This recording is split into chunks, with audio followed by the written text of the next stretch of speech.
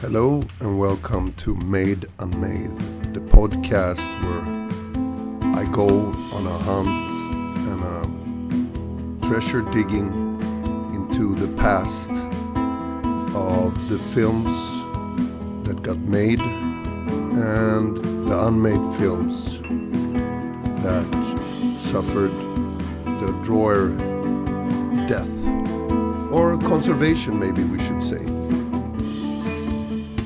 This is a what if also, where I treat these films as when I wrote them, as they were gonna get made. So we will start today with one of the first scripts that I ever wrote that was called Girls and Glue. And at the time I wrote Girls and Glue, I had moved from the small town where I come from. I started writing it in 1999, and I had just started to kind of grasp where I was, where I found myself in this big town, big city of Stockholm. And the times when I go back and look at the manuscript, it's kind of reminding of these crazy times we live in now. This was where reality TV had started to pollute our screens. It was also very, very unstable times economically. This was pre 9/11. But still very, very paranoid times, a lot of discussion what to do with society in general. You could say also the difference maybe between now and then is that these days we say, Big Brother, please see me. And in those days there was still some kind of discussion of, are we heading towards a Big Brother state? You know, where every move is recorded and so on. In those days, this era that we live in now, where basically we record our steps by ourselves, that is something. It was something different, I tell you. So, cut to me. I had just finished together with two other very talented filmmakers, Peter Fransell and Leonard Palmestål. We finished our graduation film called Dog is Watching, which was a short about the violence of security guards and the problems with security guards that they were given back then, and maybe still given the same authority and same rights as policemen, with the only difference that they were not properly educated.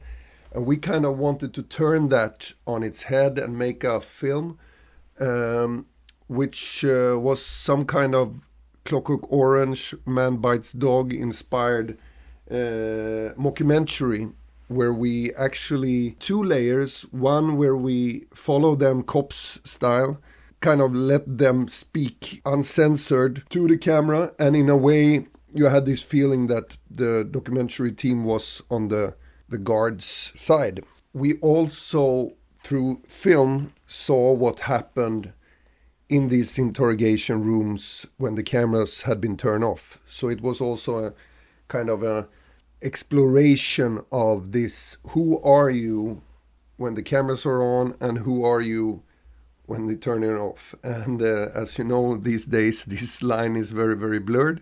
But hey, this was the late 90s. This film had just came out, and we had this very great festival run with the film, which I wrote and directed. We also won the National Film Festival made for youngsters with this film. An award for second best movie. Anyhow, heading towards the Danish Film School, where I wanted to go, where Lars von Trier and Thomas Winterberg had went. So I wanted, as a young man in my 20s. I was 20 at that point. Desperately want to get into this school. And I also had this deal with myself that I wanted to make a feature film before I turned 21, or else I had some pact that I would kill myself. Fortunately, I made another film when I was 21, which we will discuss later on, called Köftbögen. But at that point, I was obsessed with both film and the idea of making a debut film. I wanted to make something that had not been seen in Sweden before, you know. I thought back then that Swedish films were either very, very boring or too light for their for my taste at least, and also very theatrical, right? I was also a student of film science at the Stockholm University. In those days,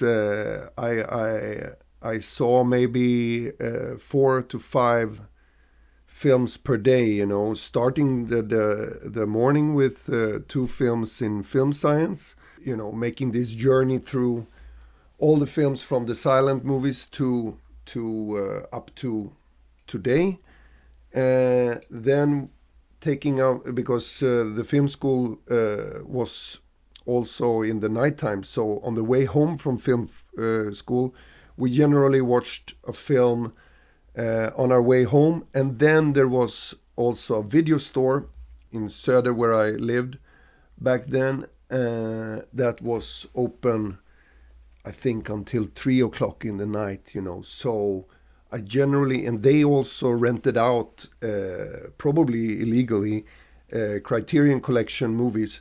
So I also snatched one film on the way home, you know. So this was my diet, an immersive experience of, you know, kid coming from small town like Herrljunga, where I'm actually back after 25 years, and coming from this very, very poor diet, because in those days also the only thing we had here in Herrljunga was the local gas station actually had a pretty good video section, you know. It was like a barrack.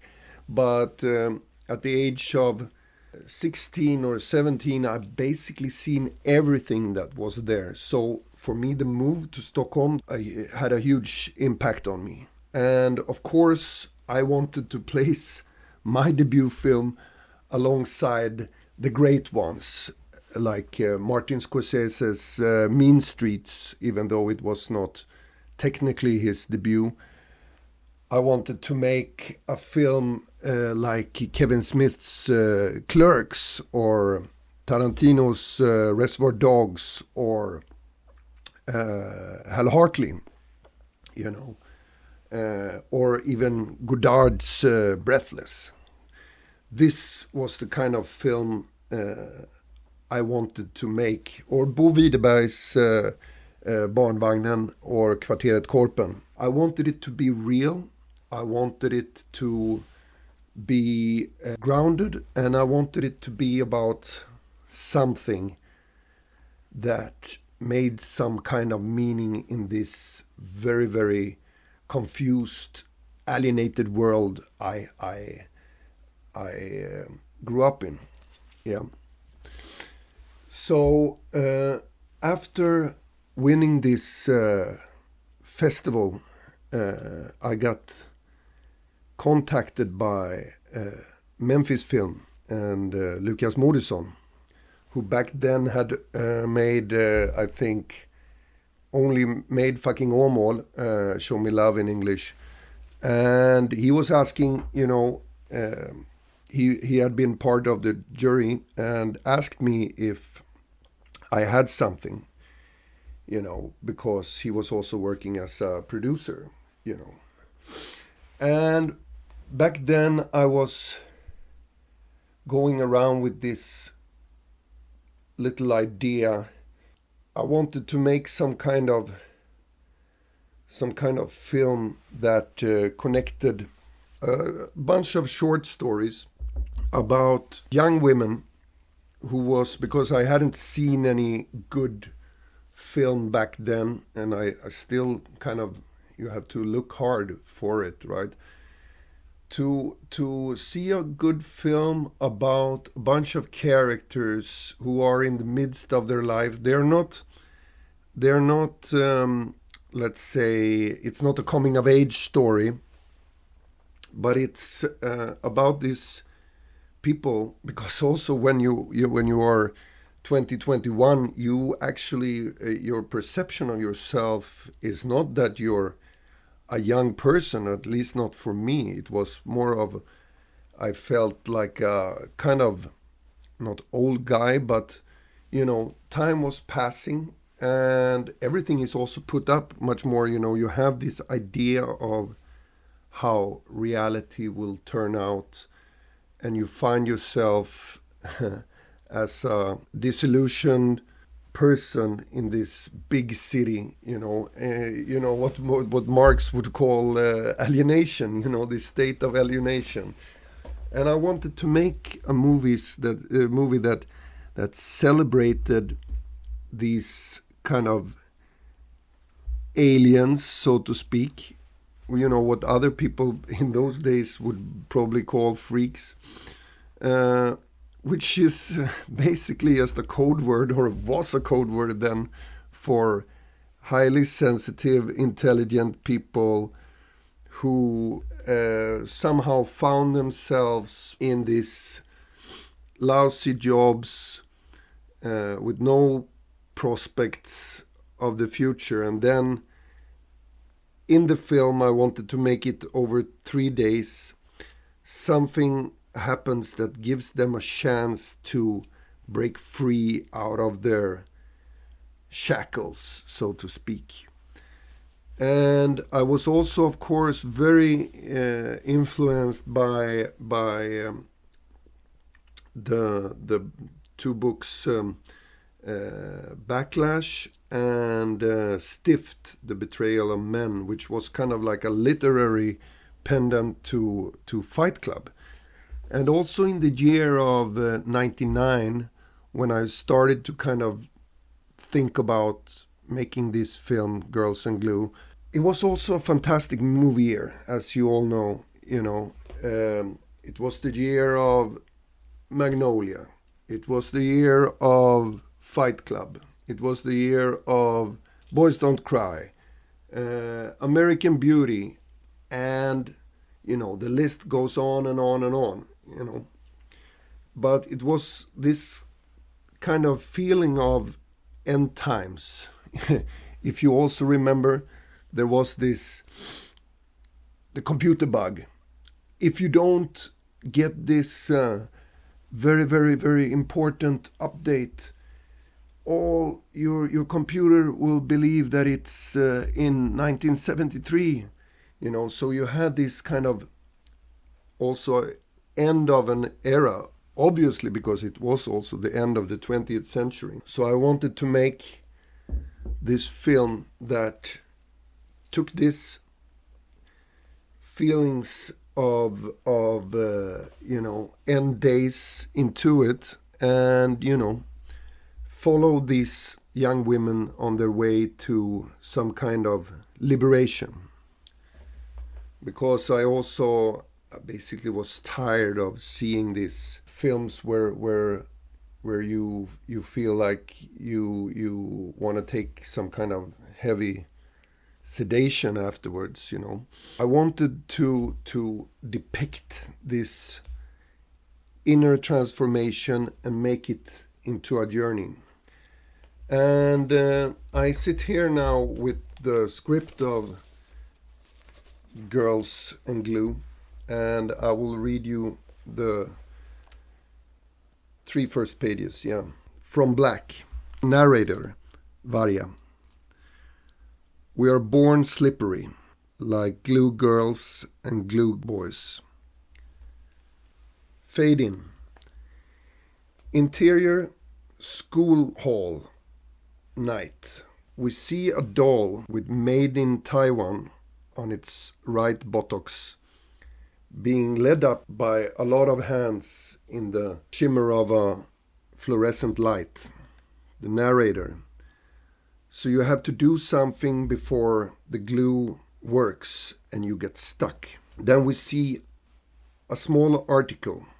The article is decorated with a picture of a face in mosaic, criminal portrait styling.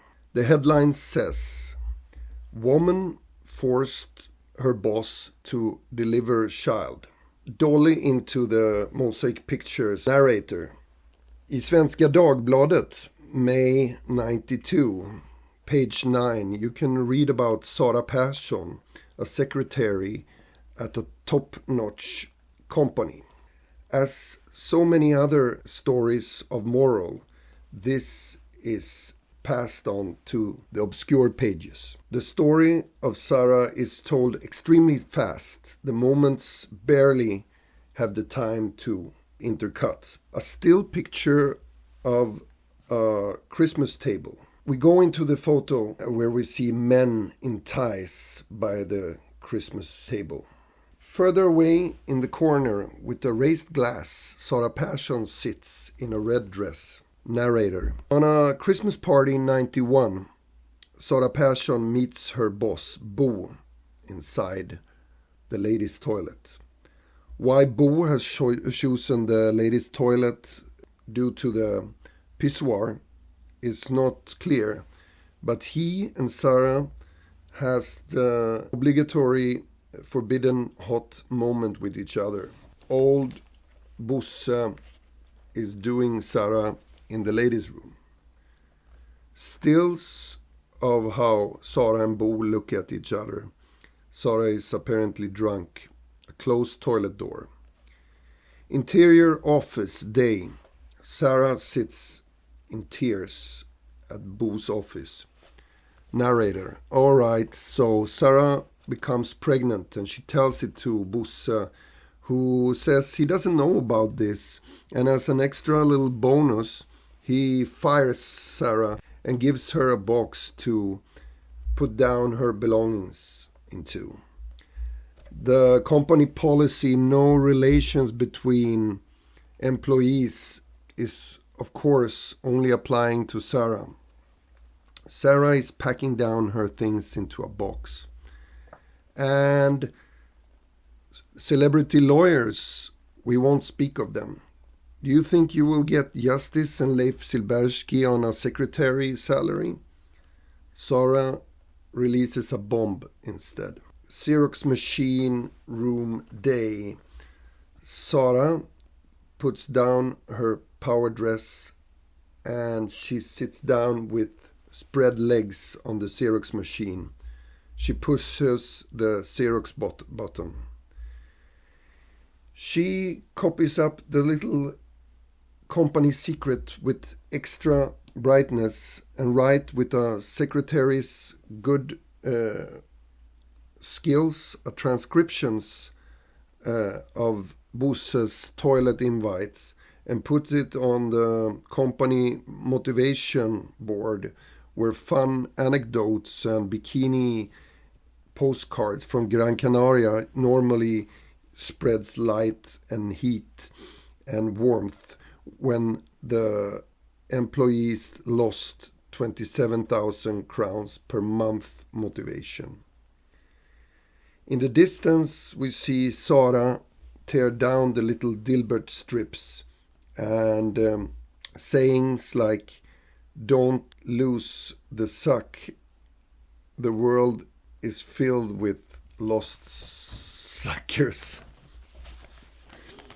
A little bit later, the employees are looking at Sara's manifesto. Narrator, some things you cannot close your eyes for. Interior, Bo's office day. The door is open to the office. 2 guards comes in and see Sara sitting on the floor. We hear a sound of water. Shortly thereafter, The security guards find Sarah urinating on Bosse's linoleum floor. Sarah smiles. Interior, Sarah's apartment, night. Sarah is standing by the telephone with a big tummy. Cut to 9 months later, when the water has broken. Instead of calling the ambulance, Sarah calls her old boss and says she wants to make peace. The water is running along her leg through the morning robe. She takes up the telephone and dials a number. Interior, Bo's home, evening. Bo is in pyjamas next to his wife, who is reading. He looks nervously towards her. And even if old Bosse has principles, he is not the one who is declining a friend calling him in the middle of the night. A little bit later, exterior, Sarah's apartment, night. Bo stands and smirks with a wine bottle in his hand outside the door. Door is opening. He is turning right into the barrel of a gun. Under pistol threat, Sara Persson forces the old executive CEO to deliver her child. Sara is pushing and drinking wine with one hand and pointing the gun towards Bo with the other one. Bo looks happy and out comes a little girl. He puts the child on Sara. Bosse becomes so happy to see this piece of life, a female carbon copy of himself, that he offers Sara her work back and with a raise. Sara says kindly and friendly no and shoots him then in the knee. Bosse goes down to the floor. Sara is with the child in her arms. She looks up into the ceiling, into the fluorescent light. That's what it's all about, not giving up. Fuck nice deliveries and turning the other cheek. Why not the whole face, huh? Why not take the blow and the blood that comes to the mouth and then hit back? Title card with red typewriter letters. Girls and glue. Super 8. A young woman, Melin, is snorting glue and laughs. Opening credits. Exterior, street day. We see a dove come flying. It's flying lower and lower in heading for window where it says Benny's Video. Interior, video store day. Karin Karlsson, video clerk, stands and putting out movies along the shelves. A radio is on. Varja, radio voice. It goes up on the stock market. Experts are now worried that what happened a couple of years in Tokyo will happen again. Take it easy is Heikensten's advice to the small savers. Interior, toilet, video store day. Varja Jansson is sitting with a number of Ding Ding Vad on the toilet. She turns it around. It says, the world is ending. Varja smiles. Varja, this is Karin's voice. Can you take a customer? I'll be there. Interior, home for the elderly, morning. A young woman is going through the home for the elderly and is passing the community room. Purse is resting on her shoulders. There, a bunch of confused elder women sits by a table and waves at her. The woman, hello. The woman looks disappointed when the young woman takes a sudden left turn in the corridor. She takes up a name tag from her purse and puts it on. On the name tag it says Maria. Maria goes through a door where an older woman is in a respirator. A film poster of the old school with the breath in your neck med andan i halsen sits on the wall. Hey Elsie, shut the fuck up, my head hurts, Elsie says. We go into the film poster behind Elsie and dwells on her name in the cast, Elsie Stålberg. Interior rehab clinic day. Åsa Sandin is walking along the corridor with a purse in her hand. In the doors are different women. Some takes her hand, while Åsa herself seemed to have been in quite a hurry. She comes to the reception where the head mistress sits. Åsa, time to check out. The headmistress nods and takes up a small white plastic bag. Åsa Sandin, belongings, a piece of flask, throw. The headmistress is looking at Åsa. A blue comb, throw. A wallet, swine leather. A pair of white pants, brand Sloggy. A pair of stockings, a packet of Marlboro Lights, and 2 pieces of chewing gum, Hubba Bubba, with apple taste. That was all. Åsa writes her name with big letters. She takes the plastic bag, she takes up the stockings, she puts them in her pocket and puts in a Hubba Bubba in her mouth. The rest she throws in a waste bin on her way out. Exterior video store morning. The dove is coming closer to the window of the video store. Bam! The dove flies right into the window. Black title card, almost like paradise. Karin comes out of the video store. She sees the dead dove who lays on the ground. She picks it up, looks around. In the window on the other side of the street, she sees a sign with a rolling text. 16th of November 2000, -7 degrees, 10:29.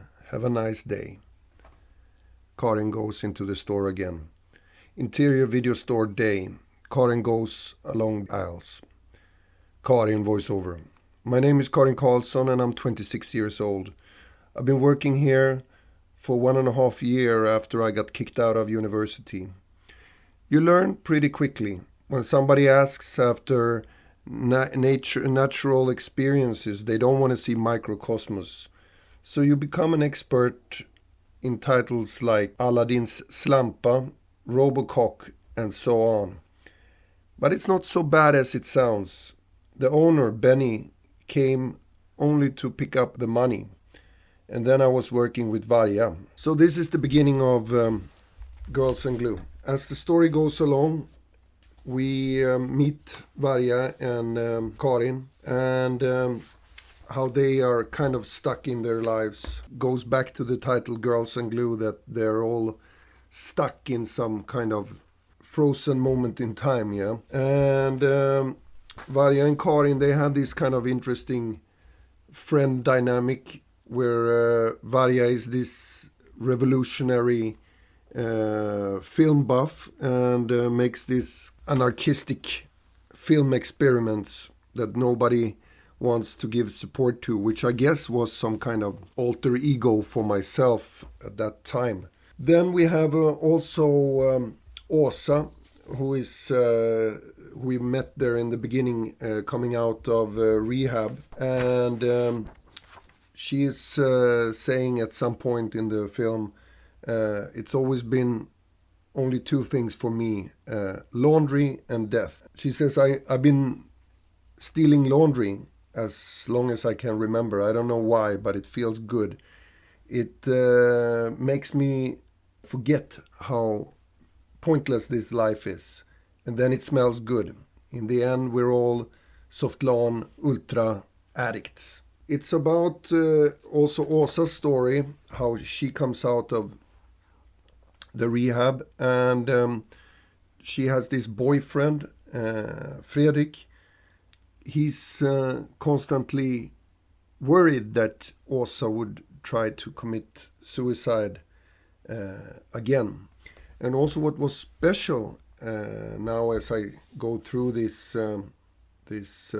script is that all these girls had their own voiceover. So it was kind of an interesting way, because it's like 5 very, very personal stories. Fredrik, he is this kind of anxious guy who all the time is waltzing around a minefield, if his girlfriend will try to kill herself again. Then we have also Maria, which is working in this nursery home for the elderly, and she's taking care of this older actress called Elsie, who has breast cancer. She is somehow somebody who once was this great actress in fictional Swedish movies that I came up with, in this brief noir streak we had here in Sweden. Now she's kind of forgotten, and her only, interaction with somebody else is with this Maria. I guess their relationship is about this horrible longing we as humans have to kind of the wish to communicate, but in Elsie's case, it's just somebody who has been commissioned to. And these two women, the old woman Elsie and Maria, they try to kind of connect. She says at one point, Maria asks her, "What kind of roles did you have?" "Shit. They were all shit. Little bad roles. I made a supporting role for Hasse Ekman, but it was shit as well." Maria picks in her purse and while Elsie is in the middle of her monologue. "Are there any good roles at all in this fucking comedy?" Huh. Fucking cancer. I would like to go to the cinema. Last time it was like 7 years or something. You think I'm ranting, right? You think I'm ranting? That I'm a grumpy old bitch? Something like that. But you are nice, really. I know it. Anyhow, we went to see some film that was called Fried Green Tomatoes at Whistle Stop Cafe. Oh, Maria. Oh, I love that movie. Elsie. Yeah, I hate it. Old ladies are not like whoever she is in that movie. Jessica Tandy, smiling and cute. Fucking bitch. Oh, that was the last film I saw in the cinema. We're gonna read the death ads. Maria takes up the newspaper and put up the death ads. Should I start from the top? Elsie nods. We are mourning our beloved Andreas Karlsson, make, vän och far. Oh, I don't know him. Next. Margit Silversparre. Which year was she born? 32. I don't know her either. Oh, here you are lying and you think you have friends. But it's nice that they don't die, right? Nice. Death is probably as boring as life. I want to die like this. You can decide that for yourself. You can decide that for yourself. You can decide that for yourself. Yeah. Your voice is cracking a lot, Britt. Maria, my name is Maria. Every day I wake up and think that this day will be exactly like the next one.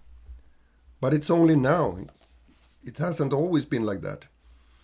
Elsie, yeah, I wanted to die since I was a little kid. But people say it's best to stay on track. To be here for a little while more. And now I'm laying here and I can only dream about how better everything would have been if I killed myself as a younger one. Oh, fuck. Tell me something that makes it good being a human. Love? Love, yeah. No. I never felt it. My husband left me before I got our first kid. And the others? No. Men are animals, sleeping around with everybody. That's why I like film. Because there you don't always have to find out who they really are. And if they do something shitty, they generally have a good cause for it. On screen, I mean. Do you think most of them tells them? No. Does it matter? Maria takes up a note from her purse. She gives it over to Elsie, who takes it. She put it closer to her face. What is this fucking... Elsie starts to laugh. I found it among my boyfriend's things, Maria says. You know, he's a teacher. We see the note. It depicts the boyfriend who takes a student from behind. Two dots are drawn. On one it says Leonard and the other one it says Per. And this is kind of like the beginning of the Maria and Elsie story, where Maria has this idea of that her boyfriend is having an affair with a male student.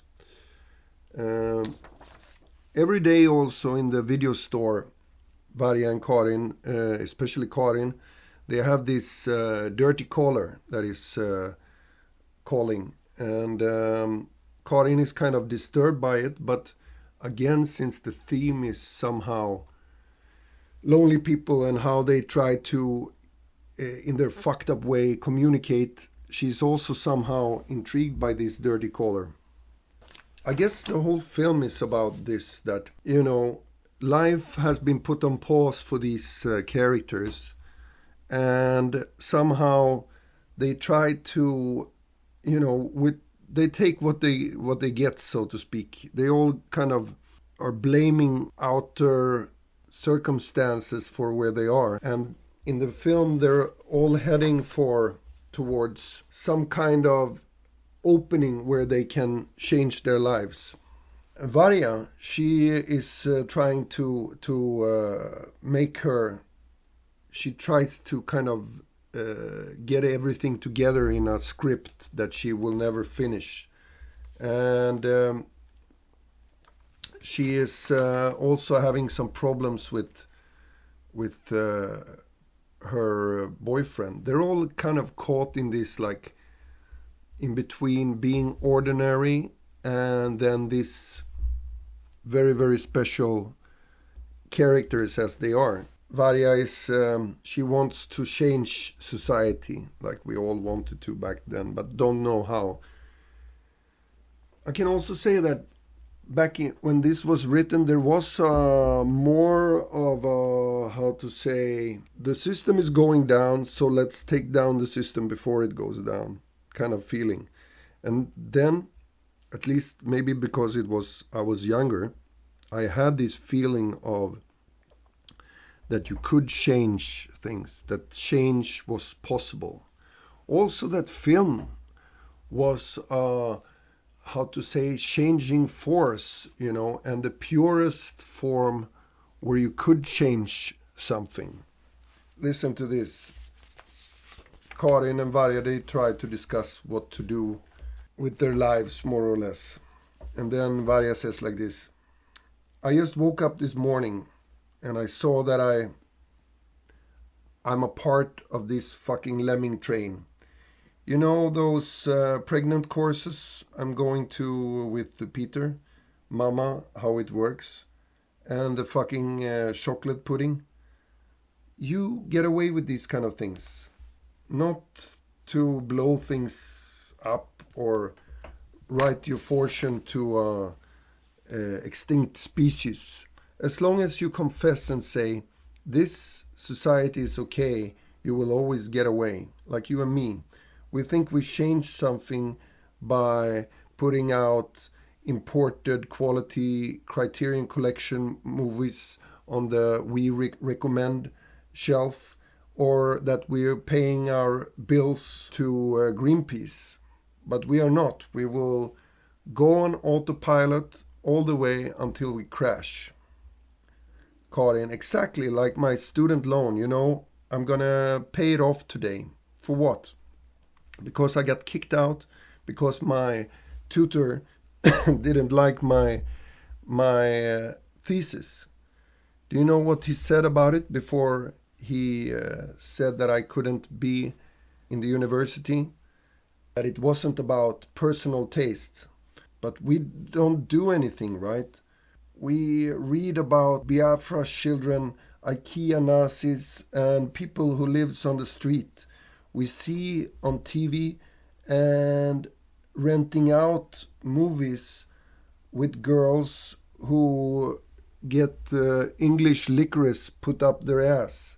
And my ass. We're so used to it. With money you can do anything. It even seems okay. You get away. You can make Sällskapsresan 4, or you can buy an own little country. You know, in Thailand you can blow up a cow for $100. Blow a cow, huh? And everybody says, yes, it's shit, but is there anything better? I don't know. Why you work here? To survive. I think I'm surviving even if I'm not working. I want to try how it is on the other side. To shut my mouth and do something instead of talking about it. That's at least a difference, right? Varja kisses Karin on the mouth. She takes her plate, stand up to start doing the dishes. Karin is sitting there without a sound. So, as the story progresses, Fredrik, the boyfriend of Åsa, comes back after doing some shopping and find Åsa again trying to hang herself. And she says something like this: people think that you appreciate life more when you've been close dying a couple of times, but I don't. I never say thank you God for making me live. I just try to find a better way to do it. This relationship between Fredrik and Åsa is starting to kind of decline, because he all the time wants everything to be so good and great, you know. Dialogues like this. Fredrik says to Åsa, you're the only one who is feeling bad here, huh? Åsa says, I don't feel bad. I just want to die. It's a difference. Fredrik, and you cannot think of a single time where you like to live? Åsa is shaking her head and chews her gum high and very audible. Not even with me, when we were stealing the laundry from the neighbor? Åsa is shrugging her shoulders. I like the laundry, but I never know what to do with it later. Fredrik starts to laugh for himself. He shakes his head and he rises. I go to bed for a little while. The whole idea, I guess, with Girls and Glue was to make this very absurd. When I read it now, I can see the nihilism and the very, very, very dark humor. But in many ways, it was also, I think, spot on of the times, because this was the only way how to perceive these heavy times that we were all experiencing. Whereas now, this type of humor would probably be to be seen as too dark, you know, and it was more of this thing, like these characters who find themselves in a very, very dark spot, and their only way of surviving through this was with this dark humor. Then for Karin and Varja, there is also this girl coming into the video store called Malin.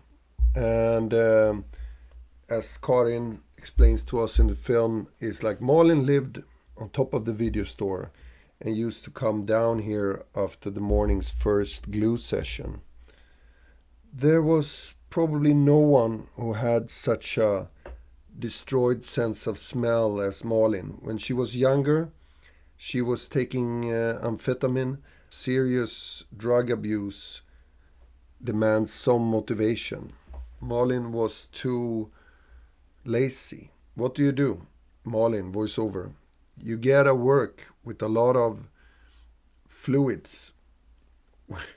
We see a still picture of Malin on in a auto shop. Thinner, propane, amyl nitrate, epoxy, lithium, gas. Everything goes as long as you want to. It's not a coincidence that Malin's latest job have been in a printing shop, in a painting firm. Malin calls herself a creative addict, and she basically comes into the video store to talk and pass time. I guess I also had this idea of, obviously I was influenced by Smoke, a great film by Wayne Wang, with Harvey Keitel as this shopkeeper he's a proprietor of a tobacco store where people come in to discuss and kind of share their takes on life, you know. It was based on a Paul Auster's short story. Malin is kind of like this. She has this idea of that doing okay is nothing. She's kind of like the slacker of it. That her active is or her will is the will to do nothing except doing glue in this script. Yeah, and then we have Varja. She's going to these courses for deep breathing for pregnant women, but she is not pregnant. I think also this the whole film is basically you could read it in two ways. You could say like, oh yeah, in many ways it's a kind of like a fight club for women, in this sense that it's about working class women who try to find their way in a fucked up society.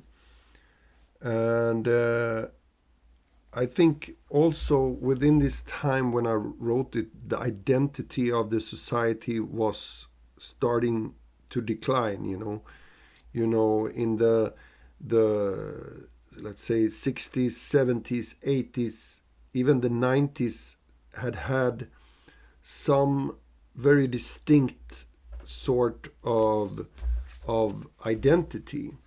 And this was in an era, you know, where internet had come, you know, globalism, global capitalism also had its toll, and I wanted to see a film where the absurdity of being a human in this very, very fucked up world, where illusion started to not as now, where fiction and reality is totally mixed up, but you had this kind of feeling of a world that was about to crack, you know.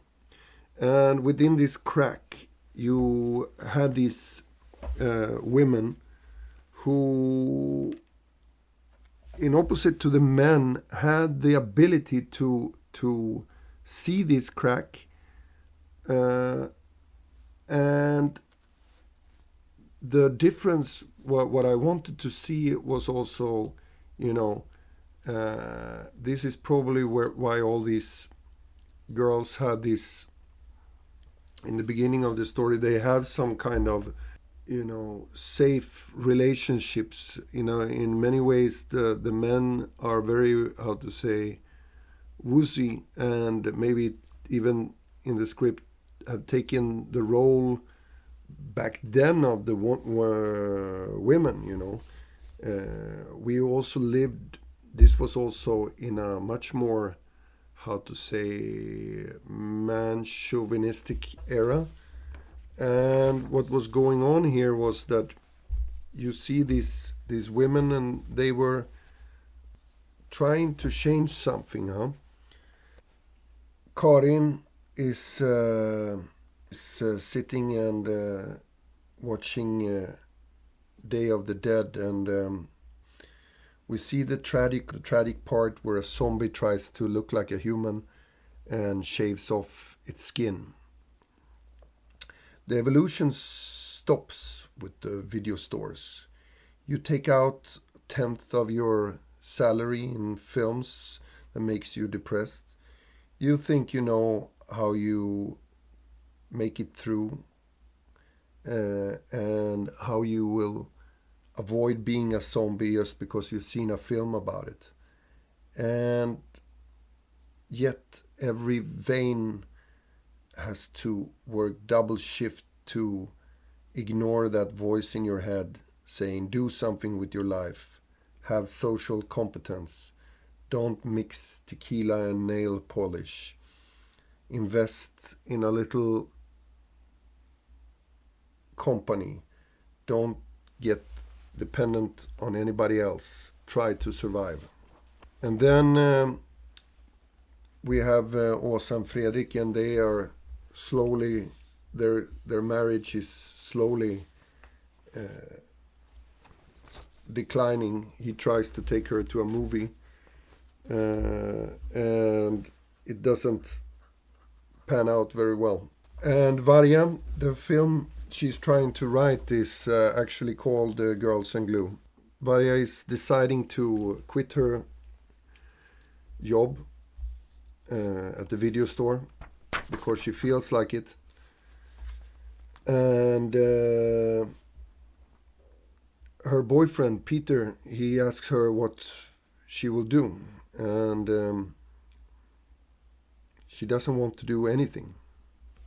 You know, she has kind of lost the idea of why work at all. You know, there's these moments in this film where apparently she has this epiphany, why do anything?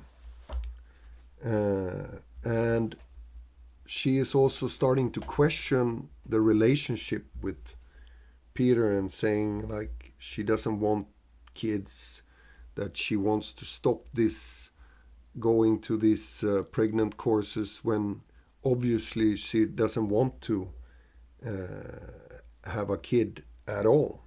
This movie takes place over 3 days, right? So we're in this kind of in the middle of the film, and these girls, they are all finding themselves in a shitty place with their relationships and in their lives, you know. And is there any way to move forward from this? I remember the way I tried to write it was that their kind of antagonists in the film were themselves, you know. So there is no like bad person in these films.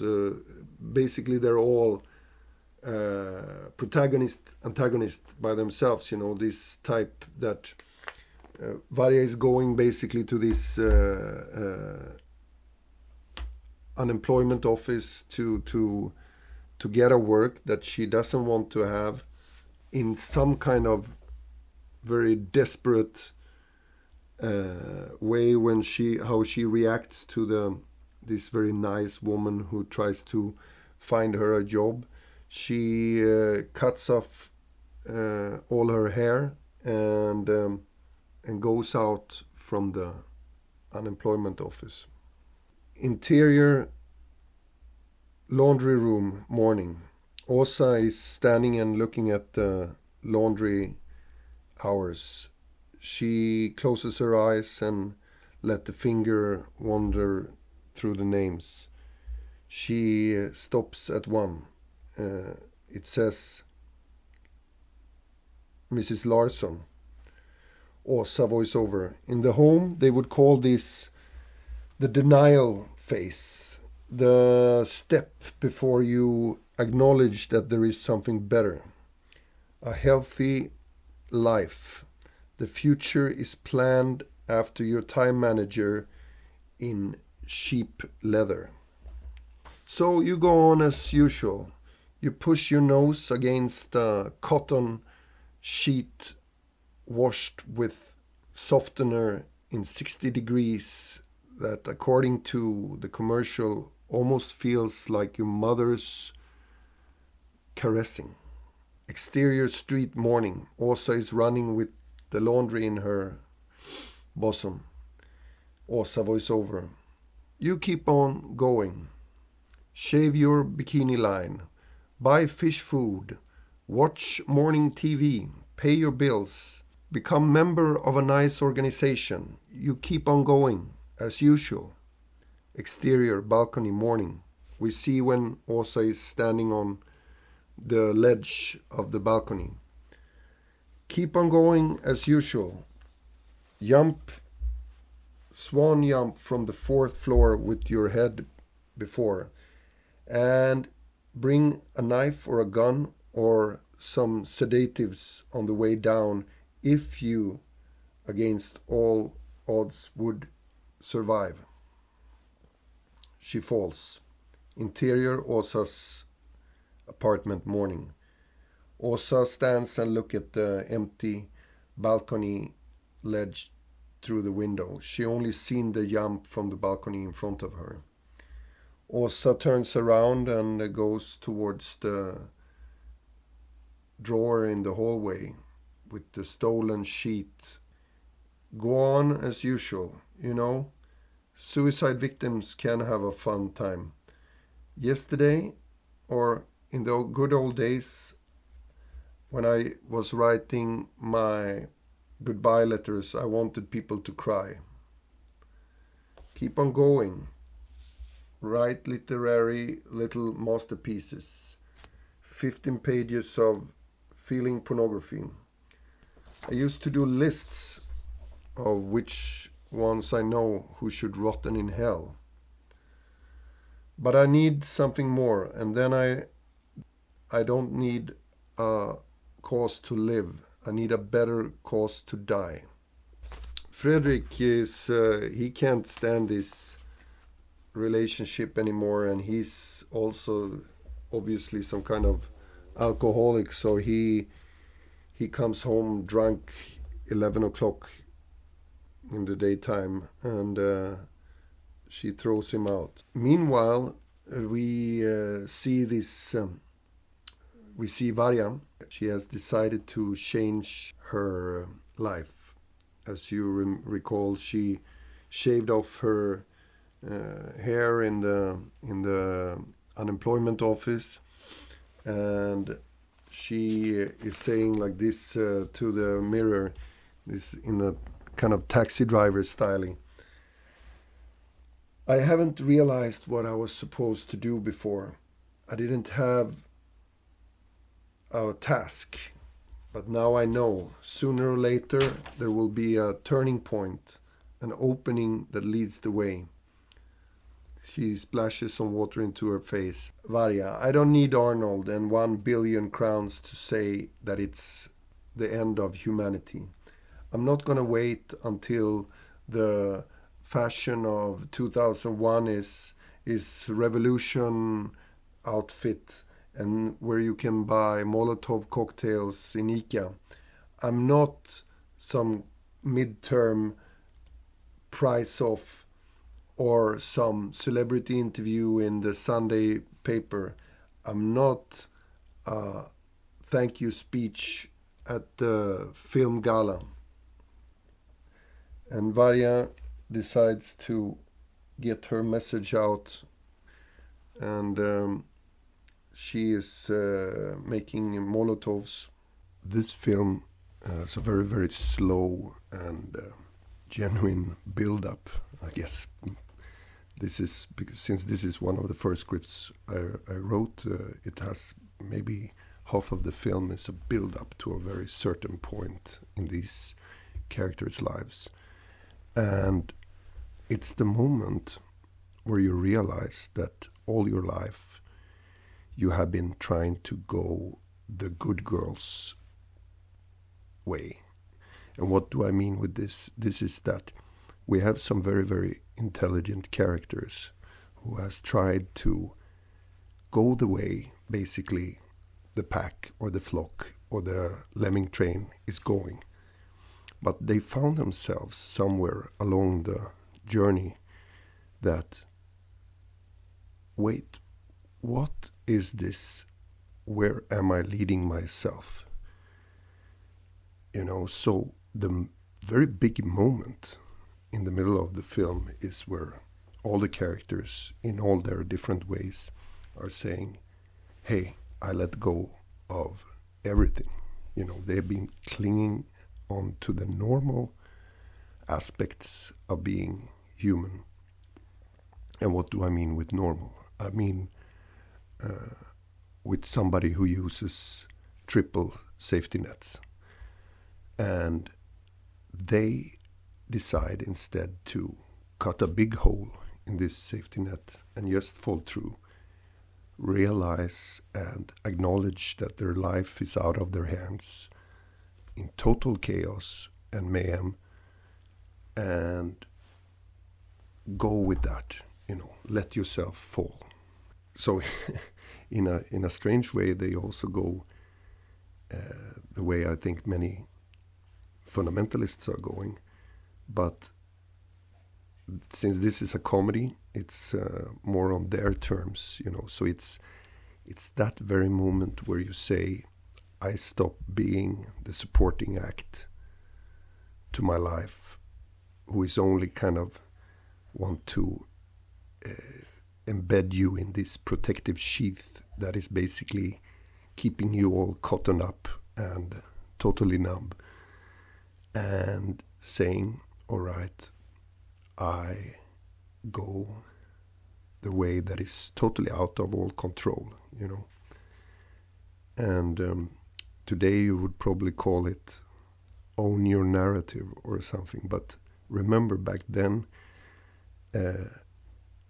things were still not so narratized. And people did not report their lives every single step into the central computer of social media, you know. So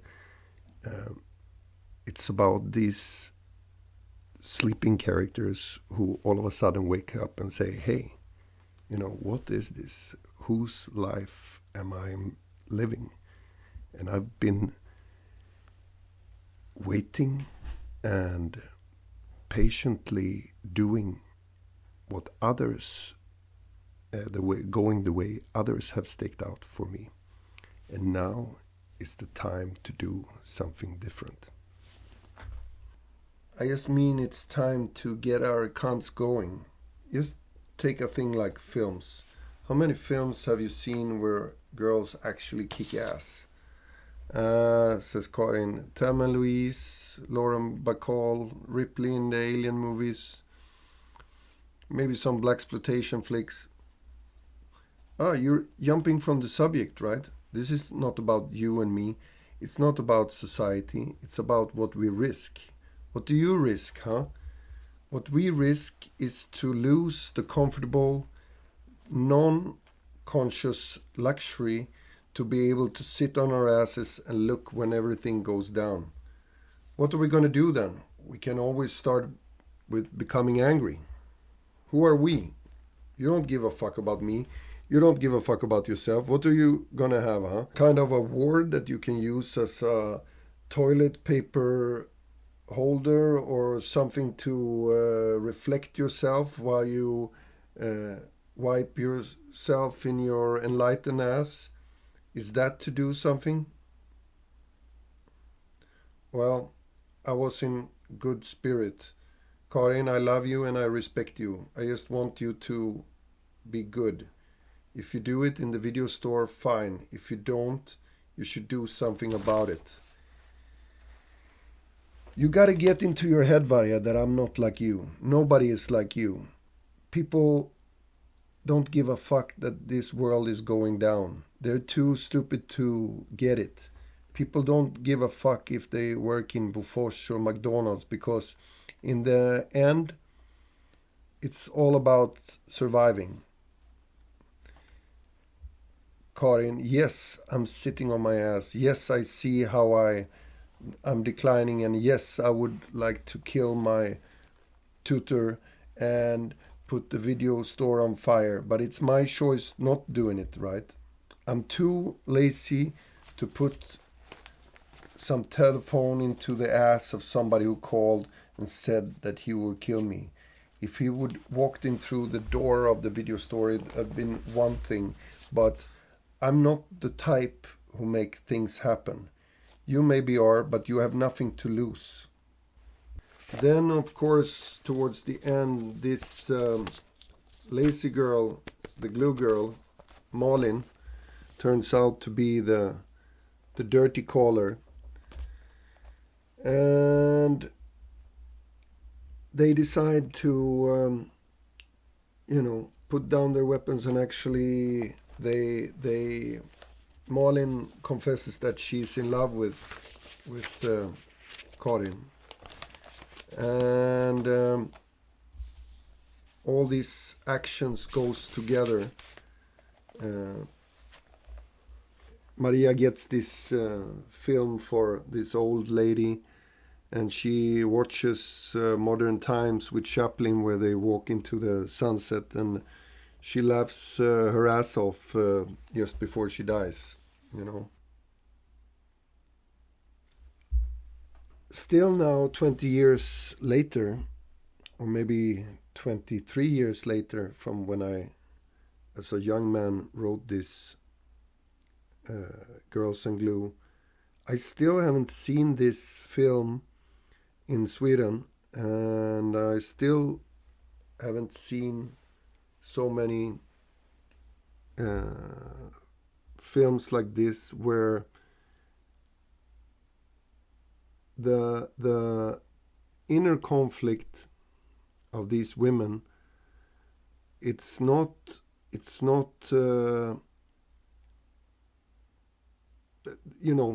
I remember that the boyfriends in the film, they kind of had the roles of the balanced girlfriend in that we are so used to see on film, and I haven't seen this flipped perspective actually still. And I guess the film was also trying to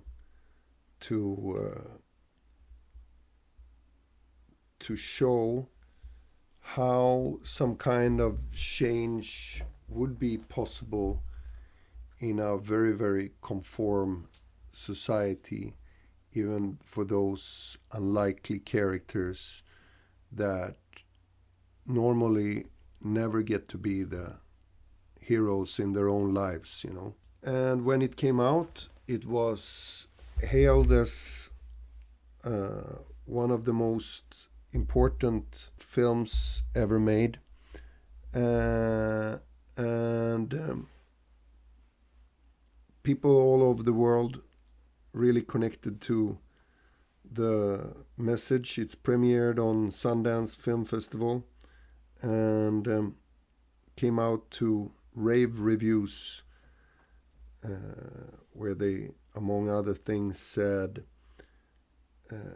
I never seen such astonishing characters, so multi-layered, so double fragile. It made me laugh, cry, and everything in between. And then that was how I depicted things would go with Girls and Glue. That it proved my thesis that if you have strong characters who is kind of fighting the inner friction of their lives, you can make wonders, right? Then the reality of it was that I got a letter from Memphis and Lucas where he said, this film is lacking everything you had in Dog is Watching. It's not funny, and it's not exciting in any way. Some people like opera, some people like country. I don't like this. That was it, and I had spent all this time writing it. I was devastated, I even casted the film. It was supposed to star Malin Löfvanons, who today is a famous actress, and Mariana, who I written this Maria character for, and Nicky Nordenskjöld, who unfortunately passed away. She was supposed to play Karin. And it was such a setback, I thought that here it is. I'm going on the great trail where I am with Dog is Watching. I put everything that I did love from films of this great era into it. But most of all, I put all these feelings of what it was to be a young person in the late 90s, 2000s. And I thought I kind of made a very radical and funny movie about turning every day on its head and also kind of like a battle cry to young men and women to say, like, go your own way. There is a light at the end of the tunnel as such. I must say also that this kind of feelings of death probably stem from that. Yes, of course, I am somebody who thinks about death, but I reacted to that so many young people then and now was feeling so bad, and I wanted to kind of make a film that was showing the pointlessness of life, but also that meaning is not something that is there. It's kind of created, even if it's the smallest meaning of everything. That there is somehow some way out of it. Instead of giving up and saying, all right, now everything is lost, I had two goals in my life. One would be to make that feature that I promised myself I would make before I was 21. And the second I had was that, okay, now I've been personal on one level, but let's make this totally personal. Let's start fully from beginning, because whatever you say about this, obviously, this Girls and Glue is as much of a metaphor for my life. It was back then. I decided instead to make something 100% autobiographical, and that led me to the film Köftbögen, which I shot the year after this Girls and Glue. And in next episode you will hear about how that film got made. Until then, this beautiful gemstone of a movie is lost in time, embedded in a drawer, but by picking this one up, I hope it came a little bit alive to you. This is Johan Melin, and you're listening to Made Unmade.